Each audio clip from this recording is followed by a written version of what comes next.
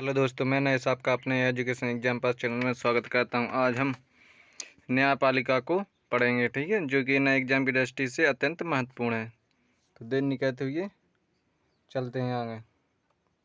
उच्चतम न्यायालय।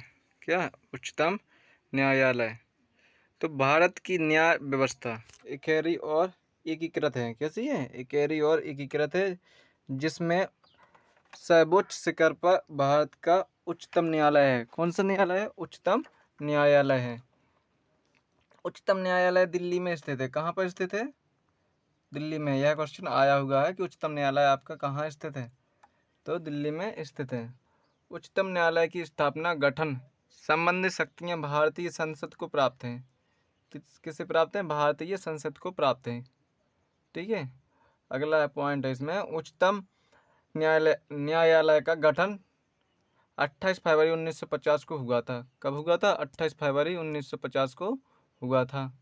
ठीक है, उच्चतम न्यायालय का गठन। अगला पॉइंट है हमारा, उच्चतम न्यायालय में एक मुख्य न्यायाधीश तथा 33 अन्य न्यायाधीश होते हैं। क्या?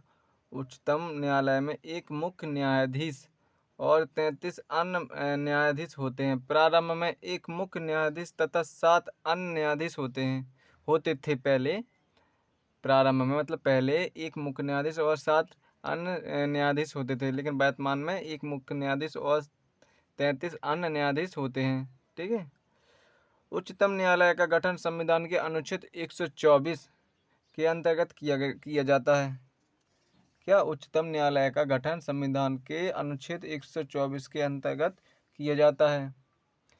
इन न्यायाधीशों की नियुक्ति राष्ट्रपति कहता है। कौन कहता है? कौन कहता है? इन न्यायाधीशों की नियुक्ति राष्ट्रपति कहता है।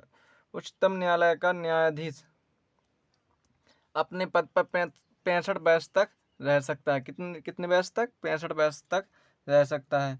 उच्चतम न्यायालय के न्यायाधीश को कदाचार कदाचार तथा असमर्थता के आधार पर संसद के प्रत्येक सदन में विशेष बहुमत पारित करके राष्ट्रपति द्वारा हटाया जा सकता है। ठीक है, यदि उच्चतम न्यायालय के न्यायाधीश को हटाना है, को कदाचार तथा असमर्थता के आधार पर संसद के प्रत्येक सदन में विशेष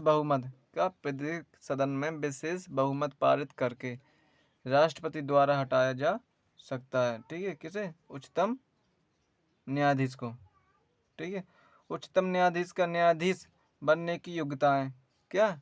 उच्चतम न्यायालय का जो न्यायाधीश बनता है उनकी योग्यताएं कौन कौन सी होनी चाहिए?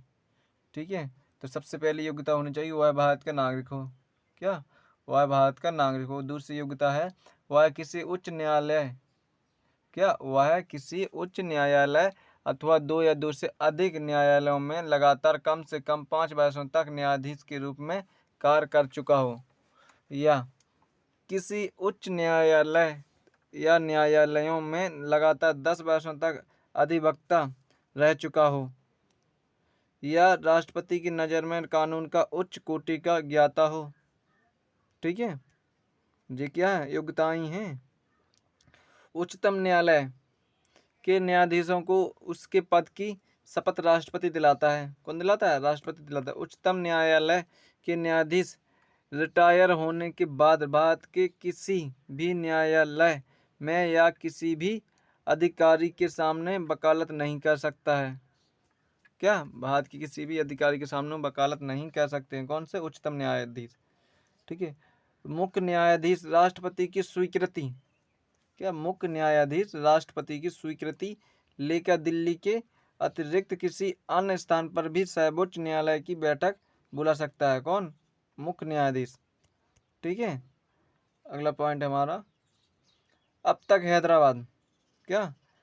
तक हैदराबाद और श्रीनगर में इस प्रकार की बैठक आयोजित हो चुकी है। मुख्य न्यायाधीश का वेतन कितना होता है? 2,80,000। 2,80,000 रुपये है इसका मुख्य न्यायाधीश का वेतन, तथा अन्य न्यायाधीशों का वेतन 2,50,000 रुपये है। ठीक है, उच्चतम न्यायालय की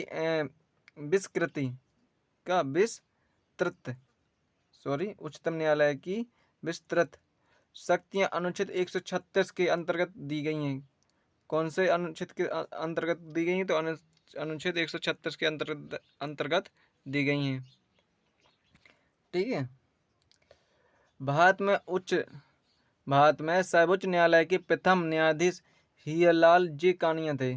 कौन थे? सर्वोच्च न्यायालय के प्रथम न्यायाधीश हीरालाल जी कानिया थे। अगला पॉइंट है, उच्चतम न्यायालय में सबसे लंबे समय तक मुख्य न्यायाधीश रहने वाले व्यक्ति वाई वी चंद्रचूड़ थे। क्या? वाई वी चंद्रचूड़ थे। उच्चतम न्यायालय में सबसे लंबे समय तक मुख्य न्यायाधीश रहने वाले व्यक्ति वाई वी चंद्रचूड़ थे। कौन? चंद्रचूड़ थे। सबसे कम समय तक मुख्य न्यायाधीश रहने वाले व्यक्ति कमल नारायण सिंह थे। कौन थे? कमल नारायण सिंह थे। ठीक है। प्रथम दलित मुख्य न्यायाधीश। क्या? प्रथम दलित मुख्य न्यायाधीश जे बी बालकृष्णन थे। कौन? जे बी बालकृष्णन थे। कौन? दलित मुख्य न्यायाधीश। फातिमा बीबी प्रथम महिला न्यायाधीश थीं। अभी तक महिला मुख्य न्यायाधीश की नियुक्ति उच्चतम न्यायालय में नहीं हुई है। क्या? उच्चतम न्यायालय में नहीं हुई है। उच्चतम न्यायालय के कार्य। क्या? उच्चतम न्यायालय के कार्य कौन कौन से कार्य हैं? तो उच्चतम न्यायालय के कार्य निम्न है।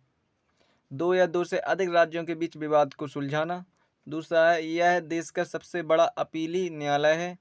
अगला है, यह संविधान के अनुच्छेद 143 के अंतर्गत राष्ट्रपति को परामर्श दे सकता है। कौन? उच्चतम न्यायालय। परंतु इस परामर्श को मानना या ना मानना राष्ट्रपति पर निर्भर होता है। अगला पॉइंट है, उच्चतम न्यायालय अब तक 5 बार राष्ट्रपति को परामर्श दे चुका है। कितनी बार? 5 बार राष्ट्रपति को परामर्श दे चुका है। संविधान के अनुच्छेद 137 के अंतर्गत सर्वोच्च न्यायालय अपने फैसले पर पुनर्विचार कर सकता है। दूसरा है, संविधान के अनुच्छेद 129 के अंतर्गत सर्वोच्च न्यायालय एक अभिलेख न्यायालय की भांति कार्य करता है। अगला है, संविधान के अनुच्छेद 32। क्या? अनुच्छेद 32 के अंतर्गत सर्वोच्च न्यायालय मौलिक अधिकारों की रक्षा करता है। यह मौलिक अधिकारों की रक्षा के लिए 5 प्रकार की रिट भी जारी करता है। कौन? सर्वोच्च न्यायालय। उच्च न्यायालय। कौन? उच्च न्यायालय। यहाँ पर लिखा है, अनुच्छेद 132 के अंतर्गत। किसके? अनुच्छेद 132 के अंतर्गत सर्वोच्च न्यायालय मौलिक अधिकारों की रक्षा करता है। किसकी मौलिक अधिकारों की रक्षा करता है? यह मौलिक अधिकारों की रक्षा के लिए 5 प्रकार की रिट जारी कर सकता है। ठीक है, या करता है। ठीक है। वो रिट कौन कौन सी है? पहली रिट है आपकी, एक सेकंड, पहली रिट है आपकी बंदी प्रत्यक्षीकरण। कौन सी? बंदी प्रत्यक्षीकरण। ठीक है। दूसरी रिट है आपकी परमादेश। अगली है उत्प्रेक्षण की लेख। और अगला है प्रतिषेध। और अगला है अधिकार पेक्षा लेख। क्या? अधिकार पेक्षा लेख। नोट, जब भारतीय न्याय पद्धति में लोकहित मुकदमा, ठीक है, लाया जाता है, तब भारत के मुख्य न्यायाधीश यानी PN भगवती थे। का? जब भारतीय न्याय पद्धति में लोकहित मुकदमा यानी PIL लाया गया था, तब भारत के मुख्य न्यायाधीश कौन थे? PN भगवती थे। कौन थे? PN भगवती थे। ठीक है।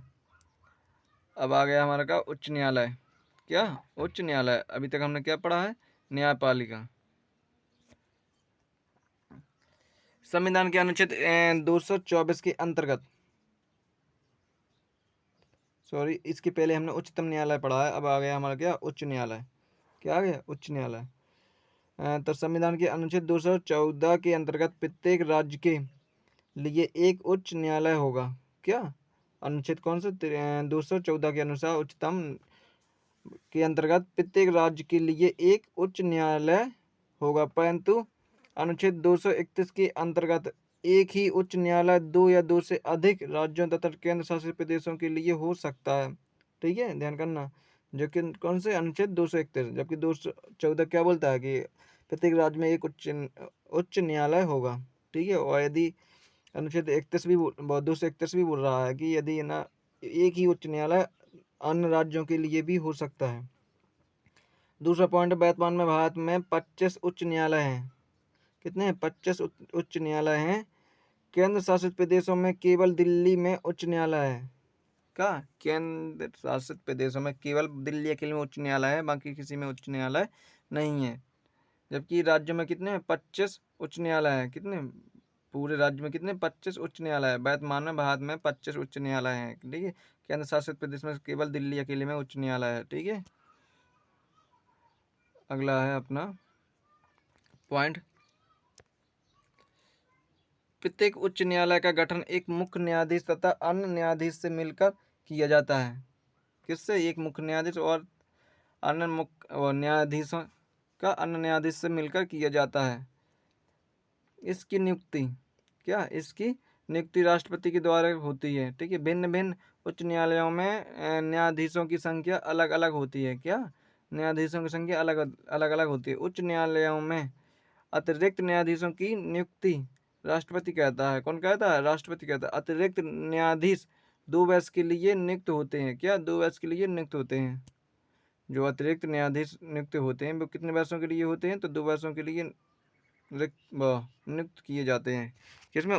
एक दे फिर, उच्च न्यायालय का उच्च न्यायालयों में अतिरिक्त न्यायाधीशों की नियुक्ति राष्ट्रपति कहता है। अतिरिक्त न्यायाधीश 2 वर्षों के लिए नियुक्त होते हैं।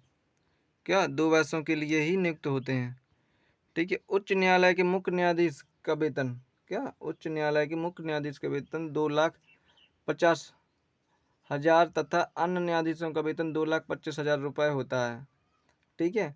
उच्च न्यायालय का न्यायाधीश बनने के लिए, बनने के लिए योग्यताएं होती हैं। वह भारत का नागरिक हो, कम से कम 10 वर्ष तक न्यायिक पद धारण कर चुका हो। ठीक है। अगला पॉइंट है इसमें, अथवा किसी उच्च न्यायालय या एक से अधिक न्यायालयों में लगातार 10 वर्षों तक अधिवक्ता रहा हो। ठीक है।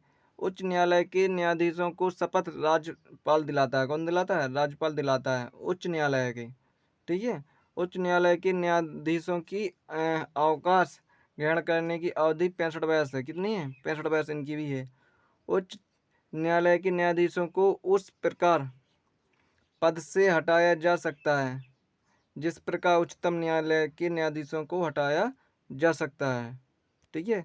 हटाने की प्रक्रिया सेम है उच्चतम की और उच्च की। ठीक है। राष्ट्रपति किसी भी उच्च न्यायालय में आवश्यकता अनुसार न्यायाधीशों की संख्या में वृद्धि कर सकता है। संविधान के अनुच्छेद 225 के अंतर्गत उच्च न्यायालय एक अभिलेख न्यायालय की भांति कार्य करता है। क्या? उच्च न्यायालय एक अभिलेख न्यायालय की भांति कार्य करता है।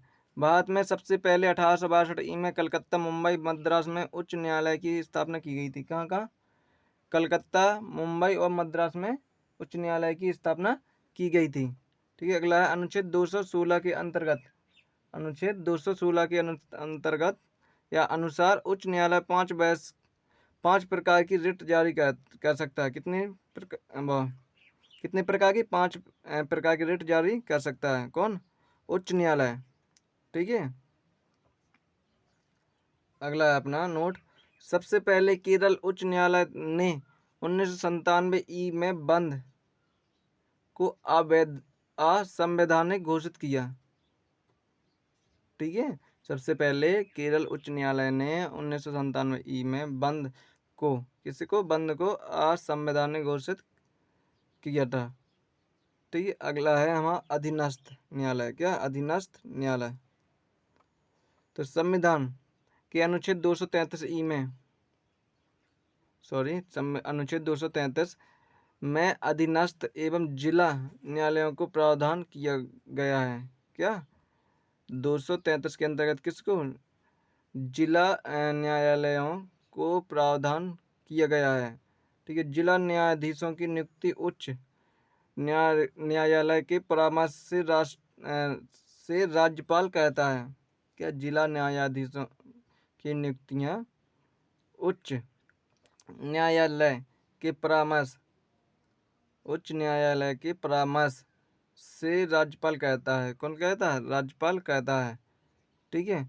जो व्यक्ति कम से कम 7 वर्ष तक किसी अन्य का किसी न्यायालय में लगातार अधिवक्ता रहा हो उसे जिला न्यायाधीश नियुक्त किया जा सकता है। ठीक है, तो आशा करता हूँ कि यह वीडियो आपको पसंद आई होगी। प्लीज़ इस वीडियो को लाइक करना, शेयर करना तथा सब्सक्राइब करना। आज हमने पूरी की पूरी कार्यपालिका व न्यायपालिका को पढ़ लिया है। ठीक है, ठीक है, सभी प्रकार के न्यायालय हमने पढ़ लिए हैं।